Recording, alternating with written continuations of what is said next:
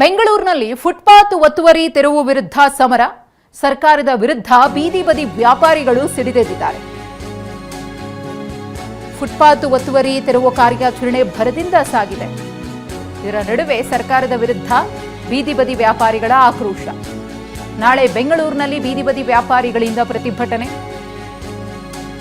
ವ್ಯಾಪಾರವನ್ನು ಸ್ಥಗಿತಗೊಳಿಸಿ ಪ್ರತಿಭಟಿಸುವಂತೆ ಮನವಿಯನ್ನು ಮಾಡಿಕೊಳ್ಳಲಾಗಿದೆ. ಬೀದಿ ಬದಿ ವ್ಯಾಪಾರಿಗಳ ಸಂಘಟನೆಗಳ ಮನವಿ. ಬನಶಂಕರಿ ಸಾರಕ್ಕಿಯಲ್ಲಿ ವ್ಯಾಪಾರಿಗಳಿಗೆ ಮನವಿಯನ್ನು ಮಾಡಿಕೊಂಡಿದ್ದಾರೆ. ಕರಪತ್ರವನ್ನ ಹಂಚುವ ಮೂಲಕ ಮನವಿಯನ್ನ ಸಂಘಟನೆಯ ಮುಖಂಡರು ಮಾಡಿಕೊಂಡಿದ್ದಾರೆ. ಗಮನಿಸ್ತಾ ಇದ್ದೀರಿ.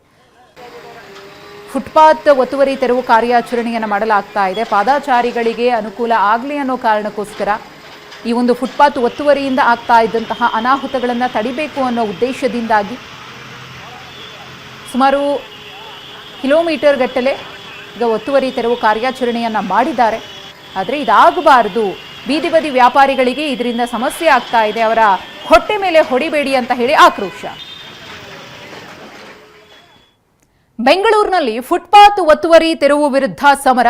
ಸರ್ಕಾರದ ವಿರುದ್ಧ ಬೀದಿ ಬದಿ ವ್ಯಾಪಾರಿಗಳು ಸಿಡಿದೆದ್ದಿದ್ದಾರೆ. ಫುಟ್ಪಾತ್ ಒತ್ತುವರಿ ತೆರವು ಕಾರ್ಯಾಚರಣೆ ಭರದಿಂದ ಸಾಗಿದೆ. ಇದರ ನಡುವೆ ಸರ್ಕಾರದ ವಿರುದ್ಧ ಬೀದಿ ಬದಿ ವ್ಯಾಪಾರಿಗಳ ಆಕ್ರೋಶ. ನಾಳೆ ಬೆಂಗಳೂರಿನಲ್ಲಿ ಬೀದಿ ಬದಿ ವ್ಯಾಪಾರಿಗಳಿಂದ ಪ್ರತಿಭಟನೆ. ವ್ಯಾಪಾರವನ್ನು ಸ್ಥಗಿತಗೊಳಿಸಿ ಪ್ರತಿಭಟಿಸುವಂತೆ ಮನವಿಯನ್ನು ಮಾಡಿಕೊಳ್ಳಲಾಗಿದೆ. ಬೀದಿ ಬದಿ ವ್ಯಾಪಾರಿಗಳ ಸಂಘಟನೆಗಳ ಮನವಿ.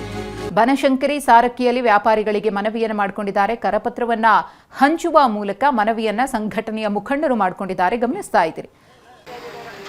ಫುಟ್ಪಾತ್ ಒತ್ತುವರಿ ತೆರವು ಕಾರ್ಯಾಚರಣೆಯನ್ನು ಮಾಡಲಾಗ್ತಾ ಇದೆ. ಪಾದಚಾರಿಗಳಿಗೆ ಅನುಕೂಲ ಆಗಲಿ ಅನ್ನೋ ಕಾರಣಕ್ಕೋಸ್ಕರ ಈ ಒಂದು ಫುಟ್ಪಾತ್ ಒತ್ತುವರಿಯಿಂದ ಆಗ್ತಾ ಇದ್ದಂತಹ ಅನಾಹುತಗಳನ್ನು ತಡಿಬೇಕು ಅನ್ನೋ ಉದ್ದೇಶದಿಂದಾಗಿ ಸುಮಾರು ಕಿಲೋಮೀಟರ್ ಗಟ್ಟಲೆ ಈಗ ಒತ್ತುವರಿ ತೆರವು ಕಾರ್ಯಾಚರಣೆಯನ್ನು ಮಾಡಿದ್ದಾರೆ. ಆದರೆ ಇದಾಗಬಾರದು, ಬೀದಿ ಬದಿ ವ್ಯಾಪಾರಿಗಳಿಗೆ ಇದರಿಂದ ಸಮಸ್ಯೆ ಆಗ್ತಾ ಇದೆ, ಅವರ ಹೊಟ್ಟೆ ಮೇಲೆ ಹೊಡಿಬೇಡಿ ಅಂತ ಹೇಳಿ ಆಕ್ರೋಶ.